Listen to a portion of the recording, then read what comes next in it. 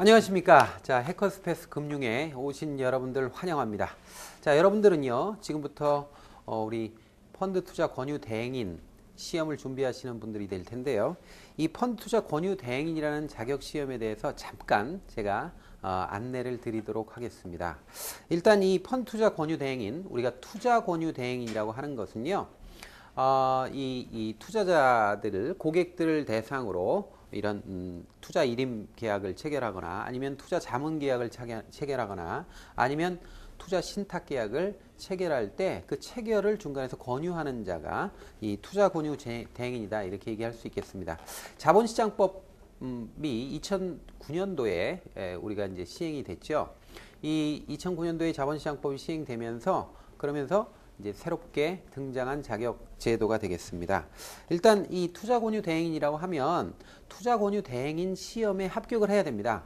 이 대행인이 되려면 자격 시험에 일단 합격을 해야 돼요. 그래서 여러분들이 이 시험을 준비하는 것이죠.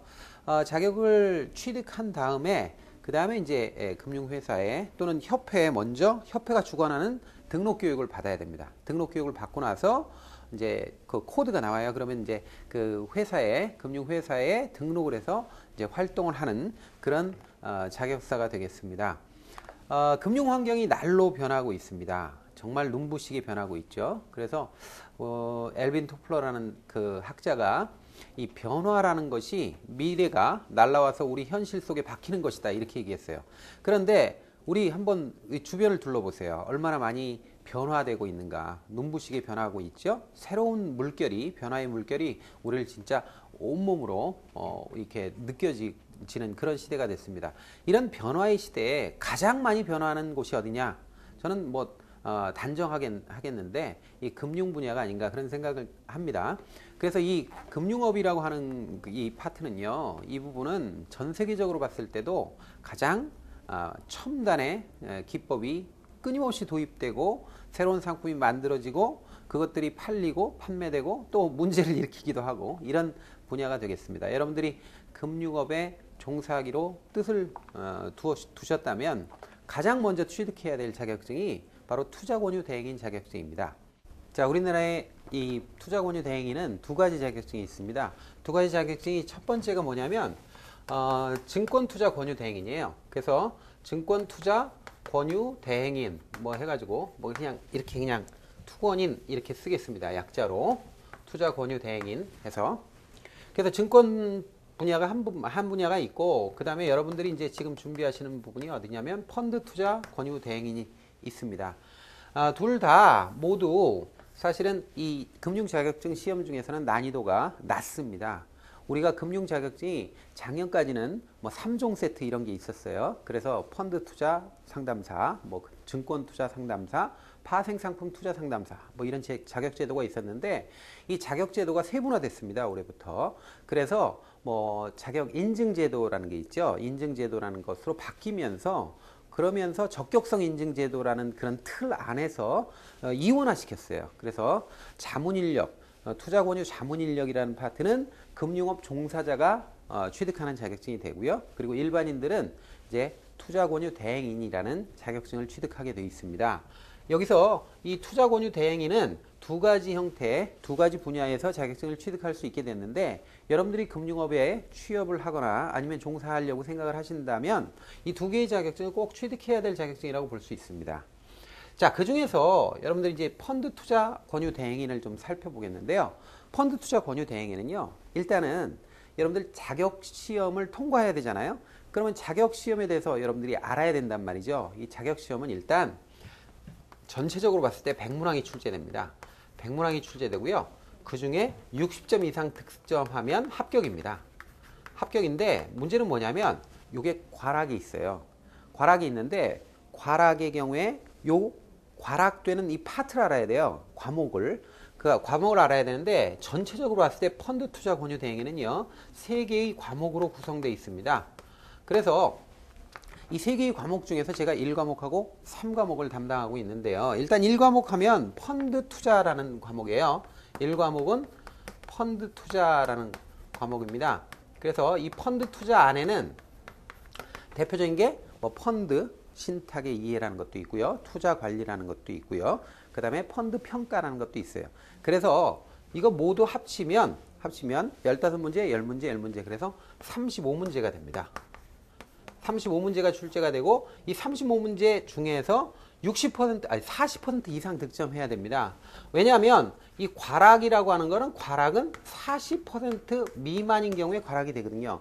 그러니까 다른 부분에서 100점을 다 맞아도 문제를 다 맞아도 한 과목에서 40% 미만으로 득점하면 아무 소용이 없어요. 그냥 땡 탈락입니다. 그러니까 그거 굉장히 주의해서 공부하셔야 되죠. 그 다음에 이 과목이 뭐냐면 법규를 중심으로 해서 구성되어 있는 과목인데요. 이 과목은 투자 권유 파트입니다. 투자 권유가 되고요. 여기는 전체적으로 봤을 때 45문항이 배정되어 있습니다. 그래서 이게 이제 비중이 제일 크죠. 그래서 대개 보면 뭐 영업실무라든지 그 다음에 법규라든지 투자자 분쟁 예방이라든지 뭐 윤리라든지 이런 것들이 전부 다 구성되어 있어요. 거의 암기 위주로 구성되어 있다. 암기 과목 위주로 되어 있다. 이렇게 생각하시면 됩니다. 그 다음에 이제 마지막으로 3과목이 있는데 요게 부동산 펀드입니다. 부동산 펀드. 과거에 펀드 투자 상담사에서는요. 부동산 펀드 말고도 파생상품 펀드라는 파트가 또 있었어요. 그런데 투자 권유는요. 투자 권유 대행인이 권유할 수 있는 그 상품 중에요.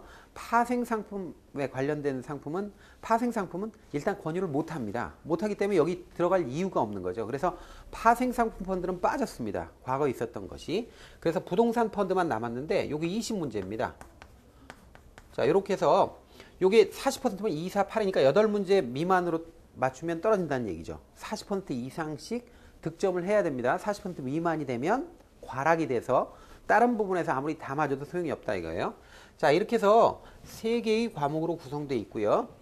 요 3개의 과목이요. 적절하게 여러분들이 균형을 갖춰서 공부를 해야 됩니다. 왜냐하면 과락이 있기 때문에 그렇죠.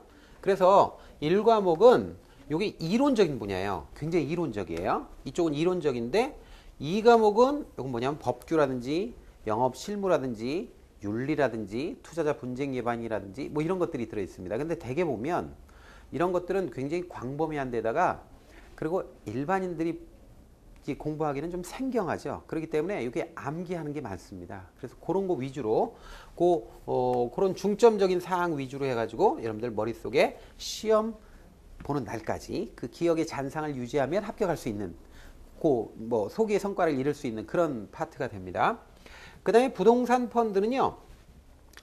굉장히 책이 얇습니다. 얇아가지고요.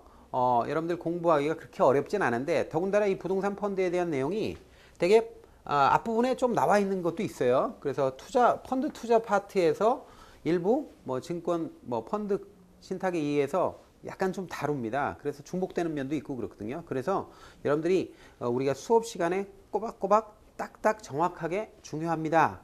여기가 핵심입니다. 이렇게 선생님이 이렇게 강조하는 부분만 잘 정리를 하시면 당황스러운 그런 사태는 벌어지지 않을 거라고 봅니다. 그래서 부동산 펀드가 마지막으로 이렇게 구성되어 있습니다. 그래서 전체적인 파트는 이렇게 구성되어 있는데 물론 세부적인 과목은 여러분들이 이제 교재 앞에 그 안내가 있으니까 그걸 보시면 되지만 어쨌든 전체적으로 이런 구성으로 되어 있다는 사실은 여러분들이 항상 생각하고 계셔야 돼요. 그래서 내가 공부할 때 어떤 위치에 내가 이게 지금 현재 처해 있다. 지금 내가 어느 부분을 공부하고 있다라는 걸 전체와 부분과의 관계를 잘 생각을 하셔야 됩니다.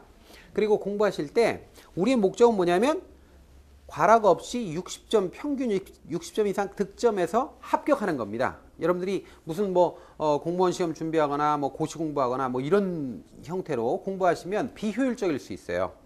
그러니까 우리는 짧은 시간에 공부해서 어찌됐든 합격증이라고 하는 자격사가 되기 위한 관문을 통과하는 그런 것이 우리 소임이에요. 그러니까 여러분들은 공부할 때 한쪽에만 치우쳐가지고 나 이거 너무 궁금하다. 이거 너무 공부하다 보니까 재미있다. 그러니까 좀 더 깊이 파자. 이렇게 공부하시면 좀 어려울 수 있어요. 왜냐하면 전체적으로 봤을 때 골고루 득점해야 되는 면도 있기 때문에 그래서 여러분들이 정말 공부를 더 하고 싶다 그러면 여러분들이 뭐 전공을 하셔도 되고요.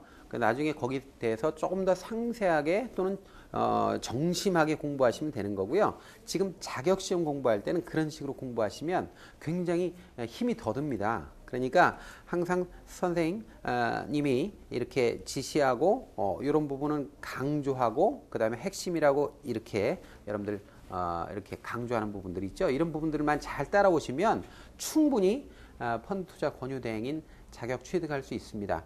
이 자격증 시험은요, 이 머리하고 별로 관련이 없어요. IQ하고도 관련이 없습니다. 단지 여러분들이 약간의 시간을 좀 투자하고 그리고 사실 비용도 좀 들어가죠. 비용과 시간과 노력만 조금 들이면 다른 부분보다는 훨씬 더 쉽게 자격을 취득할 수 있는 부분입니다. 여러분들 우리 해커스패스 금융과 함께 하신다면 여러분들 펀드 투자 권유 대행인 충분히 합격할 수 있습니다. 여러분들이 꼭 공부를 열심히 하셔서 반드시 뜻하는 바를 성취할 수 있기를 저는 바랍니다. 감사합니다.